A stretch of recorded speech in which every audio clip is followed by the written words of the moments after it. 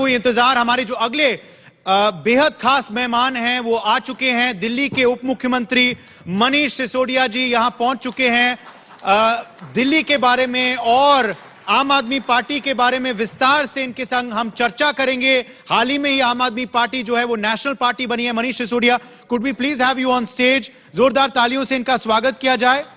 Manish Sisodia, deputy CM of Delhi, thank you very much कि आप आए यहां। इस सेशन का संचालन करेंगे इंडिया न्यूज के एग्जीक्यूटिव एडिटर राशिद हाशमी जी। तमाम मुद्दों पे हम बात करेंगे। Rashid, over to you. Thank you so much. बहुत ज्यादा वक्त जाया नहीं करूंगा, लेकिन कुछ औपचारिकताएं भी होती हैं। बताना पड़ेगा कि आप दिल्ली में हैं, आप पंजाब में हैं, आप एमसीडी में हैं, आप गुजरात तक हैं, आप उत्तराखंड तक हैं, आप दिल्ली के डेप्यूटी सीएम हैं और हमेशा की तरह एक बहुत प्यारी सी मुस्कान के साथ में मेरे साथ में इंटरव्यू देने के लिए हैं। अ वेरी वार्म वेलकम, बहुत बहुत स्वागत। मंच को आपने बहुत शुभायमान किया है अपनी इस मौजूदगी से। शुरुआत में सबसे नई खबर के साथ ही कर लेता हूं जो आज अखबार और टीवी की सुर्खियां बना हुआ है, शराब घोटाला। शराब घोटाले को लेकर के दिल्ली से लेकर गुजरात तक चर्चा रही, यहां तक कि पंजाब तक भी चर्चा रही। आपको क्या लगता है कि अभी भी आप पाक साफ होकर के निकल जाएंगे, क्योंकि चार्जशीट फाइल हो गई है, एडिशनल चार्जशीट फाइल होने वाली है और कहा यह जा रहा है कि इसमें आपका नाम आ सकता है? देखो, जब हमने दिल्ली में एक बहुत शानदार एक्साइज पॉलिसी बनाई जिससे दिल्ली सरकार को भी फायदा हुआ और भी बहुत रेवेन्यू मिल सकता था, पर एक बहुत प्रोग्रेसिव पॉलिसी बनाई दिल्ली के लिए, तो उसके बाद में अचानक ये लोग चिल्लाने लगे जी घोटाला हो गया, घोटाला हो गया। तो मैंने भी सोचा यार इतनी बढ़िया पॉलिसी बनाई, सरकार को फायदा हो रहा है, जनता के ऊपर कोई बोझ नहीं पड़ रहा, फिर ये घोटाला कहां हुआ? तो मैं भी तब से ढूंढ रहा था जब से ये बात हुई है कि भाई कुछ गड़बड़ हुई, कहां गड़बड़ हुई, कैसे गड़बड़ हुई, कुछ कहीं ये हुआ क्या है घोटाला। मैं खुद से भी पूछ रहा था, मैं फाइलों में भी ढूंढ रहा था, मैं गड़बड़ कहां हुई। मैंने सोचा चलो सीबीआई वाले बताएंगे कि यहां गड़बड़ हुई। फिर मुझे लगा कि सीबीआई की चार्जशीट में तो बताया नहीं गया कि मैंने घोटाला कहां किया है, हो सकता है ईडी की चार्जशीट में बताया जाए। फिर ईडी की चार्जशीट में भी घोटाला सामने नहीं आया। ये बीजेपी वाले सुबह से शाम तक बैठ के चिल्लाते थे 10,000 करोड़ रुपए कमा लिए मनीष सिसोदिया ने, 100 करोड़ कमा लिए मनीष सिसोदिया ने, 500 करोड़ कमा लिए। मैं भी अपने आसपास देखता था यार कहां है वो पैसे, 500 करोड़, 10,000 करोड़। मुझे लगा सीबीआई वाले आके बताएंगे जी देखो इस तकिए के नीचे पड़े हैं। मुझे लगा ईडी वाले आके बताएंगे जी देखो आपने इस गद्दे में छिपा दिए या किसी और ने छिपा दिए, आपके घर में रखे हैं या वहां रखे हैं। मुझे भी नहीं मिले, सीबीआई को भी नहीं मिला, ईडी को भी नहीं मिला। अभी फाइनली कह रहे हैं जी अभी और चार्जशीट लाएंगे, अभी और करेंगे। तो देखते हैं, एक अच्छी पॉलिसी बनी दिल्ली में और उससे दिल्ली को फायदा हुआ, दिल्ली के लोगों को फायदा हुआ, उससे दिल्ली सरकार को फायदा हुआ। बीजेपी को जरूर नुकसान हुआ, तो बीजेपी वालों ने काफी चीख चिल्लाहट की, अब उससे उनको कोई फायदा नहीं हुआ। वैसे आपका जब मैं इंटरव्यू करने आ रहा था ना, तो आपके लिए एक बहुत तारीफ वाली बात बता दूं कि मेरे एक मित्र ने कहा कि अच्छा वो कट्टर ईमानदार का इंटरव्यू करने जा रहे हो क्या? दिल्ली की पॉलिटिक्स पर थोड़ा सा हम आ जाते हैं कि दिल्ली में झंडा बुलंद करने वाले दिल्ली के मुख्यमंत्री अरविंद केजरीवाल, आम आदमी पार्टी के संयोजक अरविंद केजरीवाल, और अब तो नेशनल पार्टी है आपकी, लेकिन पहली बार एडिशनल अरविंद केजरीवाल के अलावा अगर किसी ने जीत का जिम्मा उठाया एमसीडी में, हालांकि गुजरात में भी बहुत ज्यादा आपने मेहनत की थी और 11-12% के आसपास का वोट आपको मिला, क्या है जीत का मंत्र जो आपने जिम्मेदारी उठाई उसे जीत में तब्दील किया एमसीडी इलेक्शंस में? मनीष सिसोदिया का जीत का मंत्र क्या है? देखिए, ओवरऑल आम आदमी पार्टी ने पिछले 10 साल में जो सफर तय किया है उसका मंत्र, वो चाहे एमसीडी चुनाव में हो या पंजाब में हो या दिल्ली में हो या गुजरात में इतनी बड़ी सफलता ली है, इन सब में एक ही है कि हम काम करते हैं। अभी मैं बात कर रहा था कि आप भारतीय जनता पार्टी के किसी हार्डकोर कार्यकर्ता से पूछिए कि भाई आपकी पार्टी का देश को लेके विजन क्या है। आप कांग्रेस के किसी कार्यकर्ता से पूछिए भाई आपकी पार्टी का देश को लेके विजन क्या है। फिर आप आम आदमी पार्टी के कार्यकर्ता से पूछिए कि भाई आपकी पार्टी का देश को लेके विजन क्या है। बीजेपी का आदमी हो सकता है कुछ बड़ी बड़ी बातें कहेगा, पर अगर आपसे काउंटर में पूछ लो लेकिन आपकी पार्टी की जहां जहां सरकारें हैं उस विजन पे कर क्या रहे हो, वो गोल है। कांग्रेस के किसी कार्यकर्ता से पूछो, वो कुछ कुछ बताएगा, भाई हम भारत ये कर रहे हैं वो कर रहे हैं, लेकिन विजन क्या है? जहां जहां 4 राज्यों में आपकी सरकारें 3 में, उनमें क्या कर रहे हो? कुछ नहीं है। मेरी पार्टी के किसी कार्यकर्ता से पूछोगे, वो बोलेगा साहब हमें एजुकेशन के जरिए भारत खड़ा करना है, हमें हर आदमी को अच्छी हेल्थ सर्विसेज देनी है, हमें अच्छी सड़कें करनी है, रोजगार देना है, महंगाई से लड़ने में मदद करनी है। अगर आप उससे पूछोगे भाई क्या कर रहे हो, तो वो बता देगा कि जहां जहां हमारी सरकार है वहां वहां हम स्कूल अच्छे कर रहे हैं, जहां जहां हमारी सरकार है वहां हम अस्पताल अच्छे कर रहे हैं, जहां जहां हमारी सरकार है वहां हम महंगाई से लड़ने में लोगों की मदद कर रहे हैं, हमने बिजली सस्ती कर दी, हम चीजों को सस्ता रखने में मदद कर रहे हैं। तो आज आम आदमी पार्टी काम करने वाली पार्टी है, आम आदमी पार्टी ईमानदार पार्टी है, और आम आदमी पार्टी जनता के रोजमर्रा की जिंदगी में गवर्नेंस को जो देना चाहिए वो देने वाली पार्टी है, वो डिलीवर करने वाली पार्टी है। तो यही जीत का मंत्र है। यानी ये आपकी जादू की छड़ी है, जैसा कि आपने बताया, जादू की छड़ी लेकर के यकीनन अब 2024 तक आप लोग नेशनल पॉलिटिक्स की तरफ बढ़ने लगे हैं। आम आदमी पार्टी को राष्ट्रीय पार्टी का दर्जा भी मिल गया है। लेकिन उससे पहले ना मनीष जी, चैलेंजेस कई हैं। 9 राज्यों में विधानसभा चुनाव होने हैं, जहां तक मेरा अंदाजा है। कर्नाटका भी है, मध्य प्रदेश भी है, अलग अलग राजस्थान वगैरह राज्य भी हैं। कौन सा राज्य एजेंडा में सबसे ऊपर है? इसके लिए आपकी स्ट्रेटेजी क्या है? और 2024 के पहले जो सेमीफाइनल्स हैं, इसके लिए मनीष सिसोदिया की तैयारी, आम आदमी पार्टी की तैयारियां क्या हैं? देखिए, हम सब सोचते हैं, आदमी है तो सोचेगा ही, लेकिन हमारी कमजोरी है कि हम ये सोचने में ज्यादा टाइम दे नहीं पाते कि यार अब कौन सा राज्य क्या। आप मुझसे पूछो मेरे 24 घंटे में से, या हमारे जैसे और साथी हैं हमारे, कि 24 घंटे में से ज्यादातर चीजें क्या ड्रीम रखते हो, किस ड्रीम पे ज्यादा सोचते हो? हमें लगता है और स्कूल कैसे अच्छे हो जाएं। तो अभी मेरे हिस्से में जिम्मेदारी है दिल्ली के स्कूल ठीक करने हैं, अभी एमसीडी के स्कूल ठीक करने हैं, एमसीडी में साफ करना है कूड़ा, इन सब पे ज्यादा चिंतन है। पार्टी के बहुत लोग हैं, सोचेंगे कि किस राज्य में अब जाके चुनाव लड़ना है, मुझे जहां कहेंगे मैं वहां जाके खड़ा हो जाऊंगा। लेकिन पार्टी में बहुत लोग इस बारे में डिसीजन लेंगे कि अब किस राज्य में चुनाव लड़ना है, कहां आगे चुनाव लड़ने की तैयारी करनी है। पर पार्टी के एक आम कार्यकर्ता होने के नाते मैं जो सपना, जो दिन रात मेरा ड्राइविंग फोर्स है, या हम जैसे और बहुत सारे लोगों का ड्राइविंग फोर्स है आम आदमी पार्टी में, वो ये है कि यार स्कूल कैसे और अच्छे किए जाएं, हमें और नौकरियां देने वाले लोग कैसे दिए जाएं। इस देश में नौकरियां मांगने वाले लोग बहुत खड़े हैं डिग्रियां ले लेके, लेकिन डिग्रियां लेके नौकरियां देने वाले लोग कैसे खड़े किए जाएं, हमारी ड्रीम उस पर चलती है।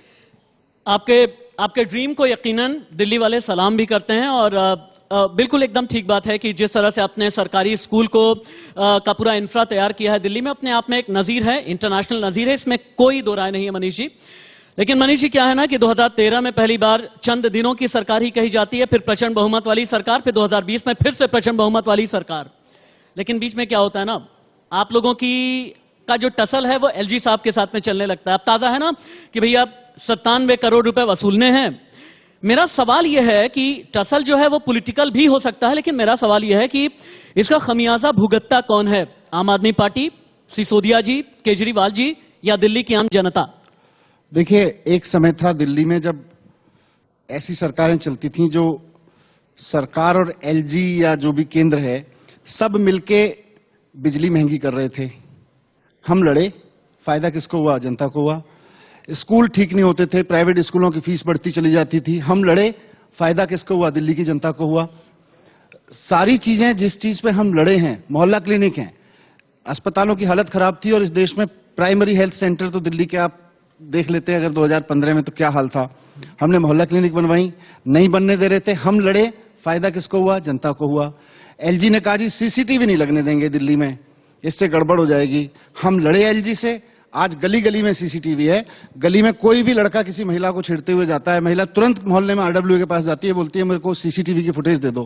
किसी का फोन छिन गया, किसी की चेन स्नैचिंग हो गई, सबसे पहले वो लड़की जाके पहले पुलिस में भागते थे लोग और पुलिस सुनती नहीं थी, आज सबसे पहले आरडब्ल्यू वाले के पास जाते हैं मोहल्ले में, बोलते हैं जी सीसीटीवी निकाल दो। एक बाइक वाला मेरा भी मोबाइल छीन के ले गया है, उस सीसीटीवी फुटेज के साथ जनता जाती है पुलिस स्टेशन। अब हम लड़े इन सीसीटीवी के लिए, धरना दिया हमने एलजी ऑफिस में, फायदा किसको हुआ? दिल्ली की जनता को। तो पहले दिल्ली की जनता की दिक्कत ये थी कि उसके लिए कोई लड़ने वाला नहीं था। आज आम आदमी पार्टी की सरकार, केजरीवाल जी आज दिल्ली की जनता के लिए लड़ते हैं, और जब दिल्ली की जनता के लिए केजरीवाल लड़ते हैं तो फायदा दिल्ली की जनता का हो रहा है। आप दिल्ली की जनता के लिए लड़ते हैं, और लड़ने के लिए आप गुजरात भी गए, आपने अपनी मौजूदगी दर्ज कराई, इसमें कोई दो राय नहीं है। लेकिन आपने यह दावा किया था कि गुजरात में आप लोग सरकार बनाएंगे, भारतीय जनता पार्टी का 27 साल का किला जो अभेद है उसे आप लोग ध्वस्त कर देंगे, लेकिन 5 सीटों पर ही सिमट करके रह गए। हालांकि कंपैरेटिवली अगर आप देखेंगे 10% से ज्यादा वोट पाना इतनी तेजी के साथ में, यह भी अपने आप में तारीफ वाली बात है। लेकिन क्या मायूसी हुई गुजरात में? बाद में उसी मायूसी को आप लोगों ने एमसीडी के जश्न में तब्दील किया।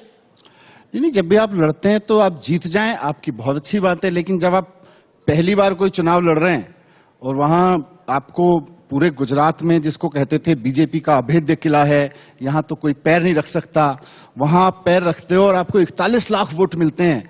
27 साल से जो सरकार चला रही है पार्टी, उसको वहां पे 1.5 करोड़ वोट मिले, हमको 41 लाख वोट मिल गए। तो हमें तो लगता है कि ये बड़ी उपलब्धि है कि गुजरात में 41 लाख लोगों ने कहा कि हमें स्कूल पे वोट देने हैं, हमें अस्पताल के नाम पे वोट देने हैं। ये बहुत बड़ी बात है। अगली बार वो 1.5 करोड़ होंगे, देखना। यानी अभी भी गुजरात को लेकर के आपको काफी उम्मीद है, और आपकी बातों से इंडिकेशंस ये मिल रहा है कि लोकसभा इलेक्शंस तक आप लोग गुजरात में फिर से अपनी धमक दिखाने की कोशिश यकीनन करेंगे। मैं वापस से फिर एमसीडी पर आता हूं। एमसीडी इलेक्शंस के वक्त में जो मैनिफेस्टो था या लोगों का जो संकल्प पत्र था या अलग अलग जो दावे किए गए थे, उनमें एक सबसे बड़ी बात यह थी, आप लोगों ने ये कहा था, जब यह पूछा गया कि दिल्ली का कूड़ा किसने किया, आपने कहा जो 1.5 दशक से राज कर रहे थे। आपसे जब यह पूछा गया कि करप्शन किसने किया, जो 1.5 दशक से राज कर रहे थे। दिल्ली का कूड़ा कब खत्म होगा, हो पाएगा या नहीं, इसके लिए किस तरह का रोड मैप तैयार किया है, जो रोड मैप है उसके फ्रेमवर्क पर क्या काम शुरू हो गया है या फिर नहीं, और करप्शन खत्म करने का आपका फ्रेमवर्क क्या है एमसीडी में? देखिए, हम सब लोग देश की राजधानी में रहते हैं, दिल्ली में, और 21वीं सदी में भारत जैसे बड़े और महान देश की राजधानी, उसकी गलियों में कूड़ा फैला रहे, ये हम सबके शर्मिंदगी की भी बात है। हम सब लोग, दिल्ली के लोग, अपने अपने घर से निकलते हैं फ्रेश मूड से, घर में नाश्ता करके परिवार के साथ अगरबत्ती जला के भगवान के सामने सोचते हैं अपनी दुकान पे जाएंगे, नौकरी पे जाएंगे, और घर से बाहर निकलते हैं उस फ्रेश मूड से। सबसे पहले मूड खराब करता है गली का कूड़ा। तो ये दिल्ली का एक बहुत बड़ा, हम दिल्ली वालों का एक बहुत बड़ा पेन पॉइंट है। हमने सोचा कि भाई एमसीडी की जिम्मेदारी थी ये कूड़ा साफ करना, 15 साल से हुआ नहीं, ये लोग सरकार में बैठे थे। तो अब दिल्ली की जनता ने हमें मैंडेट दिया है, और आप देखेंगे कि अभी तो इन्होंने मेयर का इलेक्शन की तारीख 6 जनवरी तय की है, उसके बाद और सरकारी प्रोसेसेस होंगे। तो कहने का मतलब कि पूरी सत्ता में आने की प्रक्रिया पूरी नहीं हुई है, लेकिन 134 पार्षद आम आदमी पार्टी के हैं। और आप देखो, 134 पार्षदों के इलाके में जाके 10-10 साल से जिन गलियों से कूड़ा नहीं उठता था, हमारे पार्षद सफाई कर्मचारियों के साथ चाय पीते हैं, उनको घर में बैठ के खाना खिलाते हैं सम्मान के साथ में, फिर उनके साथ में जाते हैं निकल के, और उन गलियों को साफ करा रहे हैं।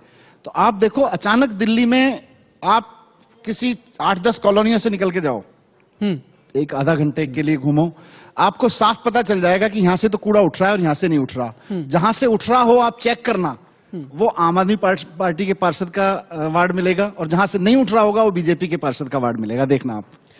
यानी आप गारंटी ले रहे हैं कि दिल्ली का कूड़ा तो अगले 5 साल में साफ करके हम रहेंगे? 5 साल से पहले साफ। अच्छा, 5 साल से पहले ये वादा है आपका। अब नेशनल पॉलिटिक्स को लेकर के मैं कई चीजें आपसे पूछना बेहद जरूरी है, क्योंकि फ्यूचर पॉलिटिकल डिस्कोर्स में और पॉलिटिकल पोस्चरिंग में अब एक बात ये पूछी जा रही है कि नेशनल पॉलिटिक्स में बीजेपी वर्सेस कांग्रेस देखा जाए या बीजेपी वर्सेस आम आदमी पार्टी, और आम आदमी पार्टी का मुकाबला किससे है? देखो, जिसको जो देखना है वो देखेगा और देखता रहे। हम लोग उस लड़ाई में ही नहीं है। हमारा लड़ाई ये नहीं है कि आज हम बीजेपी वर्सेस कांग्रेस बना दें या बीजेपी वर्सेस आम आदमी पार्टी बना दें। जैसा मैंने कहा कि हमारा लड़ाई का मुद्दा ही एकदम अलग है। हमारी लड़ाई इस बात को लेके है ही नहीं। हमारी लड़ाई इस बात को लेके कि यार इस देश के हर बच्चे को अच्छे स्कूल कैसे मिलें। हमारी लड़ाई इस बात को लेके है, और कांग्रेस भी उस पर काम करे जहां कांग्रेस की सरकार है, जहां आम आदमी पार्टी की सरकार है आम आदमी पार्टी काम करे, जहां बीजेपी की सरकार है वहां बीजेपी काम करे। राज्यों में सबके पास सरकार है इस समय। आओ मिलके सारे लोग एक सपना देखते हैं ना कि आज हमारे देश में एक सक्षम परिवार का बच्चा जो संपन्न है, थोड़ा सा पढ़ना चाहता है, वो सपना देखता है मेरा बच्चा अगर थोड़ी सी अच्छी प्रोफाइल बना ले, अच्छे कंपटीशन कर ले, तो मैं अपने बच्चे को अमेरिका की फलां यूनिवर्सिटी में पढ़ाऊंगा, यूरोप की फलां यूनिवर्सिटी में पढ़ाऊंगा। मिलके ये सपना देखते हैं ना कि अपने कॉलेज और यूनिवर्सिटीज को इतना शानदार करें कि अमेरिका में बैठे हुए परिवार में ये सपना देखें लोग कि अगर हमारा बच्चा थोड़ा सा योग्य निकले और हम थोड़ी सी मेहनत कर लें तो भारत की फलानी यूनिवर्सिटी में अपने बच्चे को पढ़ने भेजेंगे। ये सपना देखना चाहिए ना हमको ये सपना देखना चाहिए। आज हमारे यहाँ शानदार लड़के लड़कियां निकल रहे हैं, हमारे IIT से, IIM से, DTU से, NSUT से इतने शानदार लड़के लड़कियां निकल रहे हैं। सपना क्या देख रहे हैं? अगर अच्छा मौका लग जाए तो हम अमेरिका या यूरोप की फलानी कंपनी में काम करेंगे। आइए मिलके देश में ऐसी ऐसी शानदार कंपनियां खड़े करते हैं कि हार्वर्ड में पढ़ने वाला अमेरिका का कोई लड़का या ऑक्सफोर्ड में पढ़ने वाला किसी और देश का कोई लड़का लड़की ये सपना देखे कि अगर अच्छी डिग्री हाथ में आ गई तो भारत की फला कंपनी में जाके काम करूंगा, दिल्ली में जाके बैठ के। वो सपना देखते हैं ना, उस सपने पे काम करते हैं। और सब मिलकर करते हैं। भारत को वहां लेके जाना है। भारत का भविष्य आम आदमी वर्सेस कांग्रेस या आम आदमी वर्सेस आम आदमी बीजेपी में नहीं है। भारत का भविष्य इस बात में है कि हमारी यूनिवर्सिटी, हमारे कॉलेज इतने शानदार हो जाएं, हमारे स्कूल इतने शानदार हो जाएं कि हम दुनिया की सबसे नंबर 1 एजुकेशन दे रहे हो, नंबर 1 हेल्थ सिस्टम होना चाहिए। ये जो डिग्रियां ले लेके लड़के लड़कियां खड़े हैं, इनको पढ़ाई ऐसी होनी चाहिए कि ये नौकरी मांगने वाले नहीं, नौकरी देने वाले बने। हमारा सपना वो है। आओ उस पर मिलकर बात करते हैं, उस पर मिलकर काम करते हैं, तो इंडिया नंबर 1 बनेगा। नहीं तो आम आदमी पार्टी नंबर 1 बन जाए, बीजेपी नंबर 1 बन जाए, कांग्रेस नंबर 1 बन जाए, देश को क्या मिल रहा है? यानी आम आदमी पार्टी नंबर 1 बने, इंडिया नंबर 1 बनना इंडिया, आम आदमी नंबर 1 बने, इंडिया नंबर 1 बने, इस तरह का विजन, इस तरह का सपना आपका है। लेकिन क्या है ना मनीष जी कि जब आम आदमी की बात होती है तो आम आदमी को इस हिंदुस्तान में, मैं आपकी बात नहीं कर रहा हूं कि कई ऐसी पार्टियां होती हैं, छोटी पार्टियां, क्षेत्रीय पार्टियां, राष्ट्रीय पार्टियां, जो अलग अलग खांचों में बांट करके वोट बैंक के तौर पर देखती हैं। हालांकि आप लोग स्कूल की बात करते हैं, नो डाउट, आप विकास की बात करते हैं, नो डाउट, आप करप्शन फ्री सिस्टम की बात करते हैं, नो डाउट, आप आम आदमी की बात करते हैं, नो डाउट, आप आम आदमी की हिस्सेदारी भागीदारी की बात करते हैं, नो डाउट। लेकिन उस पॉलिटिक्स का क्या करें जहां पर जातियों में बदल बदल के और जातियों में कन्वर्ट करके वोट बैंक देखा जाता है? उस पॉलिटिक्स का क्या करें जहां पर धर्म के हिसाब से और धर्म के चश्मे और नजरिए के हिसाब से वोट बैंक देखा जाता है? क्या अगर नेशनल पार्टी आप बन गए हैं, नेशनल पॉलिटिक्स में आप आगे बढ़ेंगे, तो क्या आम आदमी पार्टी अपने आप को इससे अछूता रख पाएगी? आप देखो, 2 राज्यों में हमारी सरकार है और अब एमसीडी में सरकार बनी है। हमने गुजरात में भी चुनाव लड़ा। हमारी प्रॉमिस क्या है और हमारा ड्रीम क्या है? हम किस खांचे की बात कर रहे हैं? हम तो यही खांचे की बात कर रहे हैं कि अगर आपके घर में एक बच्चा है जो पढ़ रहा है, तो आपका सबसे बड़ा खांचा यह है कि आप एक माता पिता हैं। आप अपने बच्चे को अच्छा पढ़ाने का सोचिए। आप भूल जाइए आप किस जाति और किस धर्म से आते हैं। अगर आपके घर में कोई बीमार है तो आपका खांचा एक फिक्स है कि आपको अच्छा इलाज चाहिए। आपके घर में कोई बेरोजगार है तो आपका खांचा फिक्स है कि आपके लड़की को अच्छी नौकरी चाहिए, कोई अच्छा रोजगार का साधन चाहिए। वो खांचे हैं और मुझे लगता है देश में उस खांचे की जरूरत है। लोगों की गलती नहीं है, लोगों के पास विकल्प नहीं था। ए पार्टी आती थी, वो ए प्रॉमिस करती थी कि भाई हम इस जाति इस धर्म के खांचे में प्रायोरिटी देंगे। दूसरी पार्टी आती थी, वो दूसरे धर्म के लोगों को प्रायोरिटी देने लगती है। हम कह रहे हैं कि हम पेरेंट्स को प्रायोरिटी देंगे, हम कह रहे हैं हम बीमार को प्रायोरिटी देंगे, हम कह रहे हैं कि बेरोजगारों को प्रायोरिटी देंगे, हमारी पॉलिसीज में उनको प्रायोरिटी मिलेगी। वो खांचे हैं, पर हमारे अपने अपने खांचों की प्रायोरिटी है। आम आदमी पार्टी ने अपनी प्रायोरिटी के खांचे चुने हैं। मैं आपको पिछले लगभग 1.5 दशक से तो एक पत्रकार की हैसियत से भी और आप जब आंदोलनकारी के तौर पर भी थे, मैंने आपको फॉलो किया। आप यकीनन बहुत बार जंतर मंतर से लेकर रामलीला मैदान और रामलीला मैदान से लेकर के सेक्रेटरिएट तक एक बात कही जाती है कि मनीष सिसोदिया हर एक सवाल का जवाब बहुत ही अच्छी सी मुस्कान के साथ में दे जाते हैं, कठिन से कठिन सवाल का जवाब भी दे जाते हैं। हालांकि मेरा सवाल बहुत आसान है। अगला, दिल्ली के मुख्यमंत्री और आम आदमी पार्टी के संयोजक अरविंद केजरीवाल को तो लोग नेशनल पॉलिटिक्स में देख रहे हैं, जरूर देख रहे हैं। क्या सिसोदिया को भी देखना चाहिए? देखो, 12 साल पहले, मतलब 2012 से पहले, 10 साल पहले हमने कभी सोचा नहीं था। यहाँ इस रूम में बहुत सारे ऐसे लोग बैठे हैं जिनके साथ मैंने पत्रकारिता की है, जिनके साथ बैठ के आंदोलन की लड़ाई लड़ी है। कभी सोचते नहीं थे कि एक राजनीतिक पार्टी बनेगी और उसमें हम ऐसी कोई महत्वपूर्ण भूमिका निभाएंगे, कभी सरकार में मंत्री के रूप में काम करेंगे, ये कभी सोचा नहीं। योग संयोग बना, कुछ समय ने इजाजत दी, आज वो कर रहे हैं। योग संयोग बनेगा, समय जो इजाजत देगा। मेरा एक ही है कि जो भी मौका आपको मिले, जब मैं पत्रकारिता करता था, जब मैं रेडियो में काम करता था, मुझे लगता था उसमें डूब के करो, अपना पूरा इन्वॉल्वमेंट रखो उस काम में।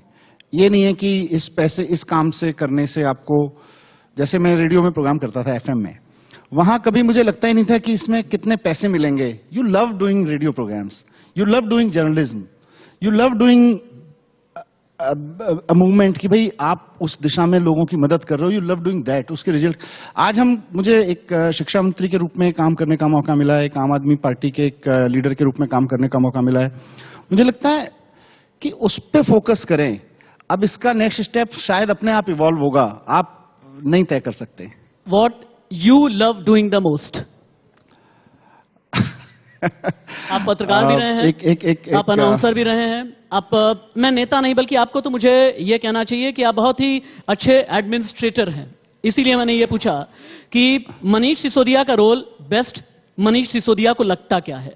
मुझे अपना सबसे सेटिस्फाइंग रोल लगता है कि स्कूल में जाके बच्चों से समझें कि क्या करना है।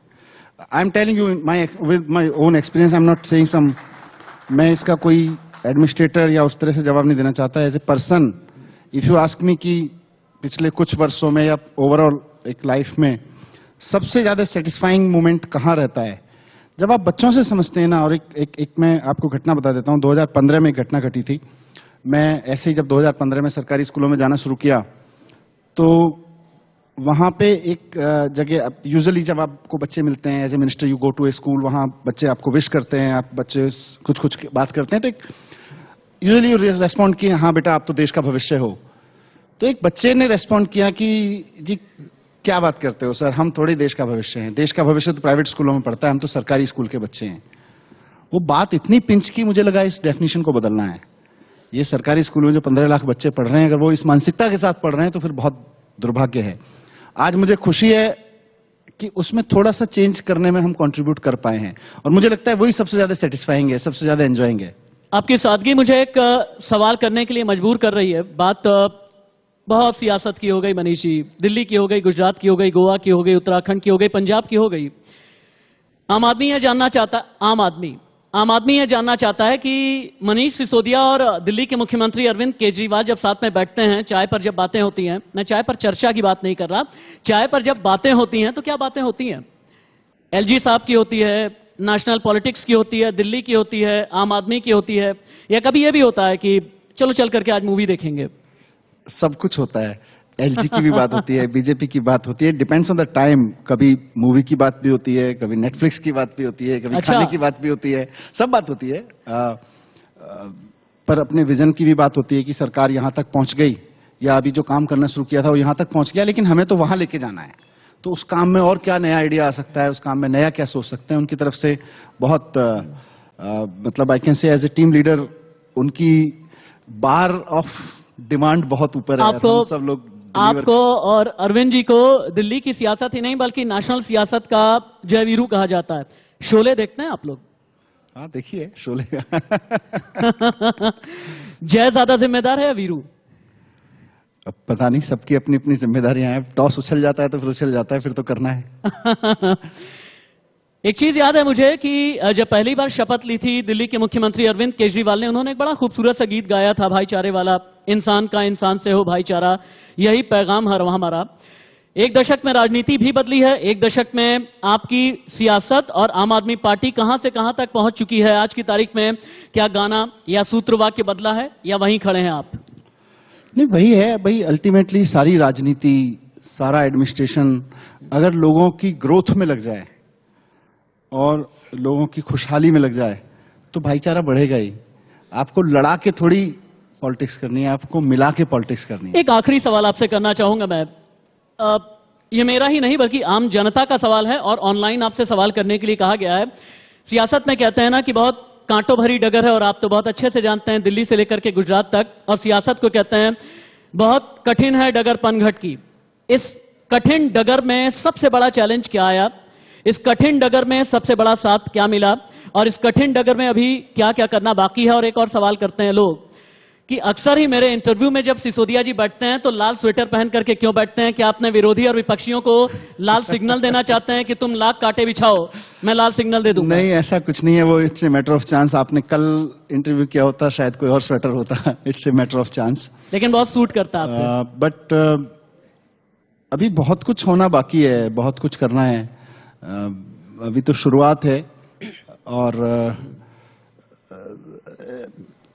मतलब चैलेंजेस बहुत हैं राजनीति के, पर मुझे लगता है कि देश आज हमारा जहां खड़ा है, जहां हम एजुकेशन पे खड़े हैं, जहां हम health system, jobs, infrastructure, overall इस पे जहां खड़े हैं, उसको अगर सॉल्व करने का, अगर उसको से कोई दुखी महसूस करता है कि यार ये चीज नहीं हुई, मुझे लगता है उसको ये भी सोचना चाहिए कि राजनीति ठीक करनी है, राजनीति सुधारनी है, और राजनीति में उतरना चाहिए।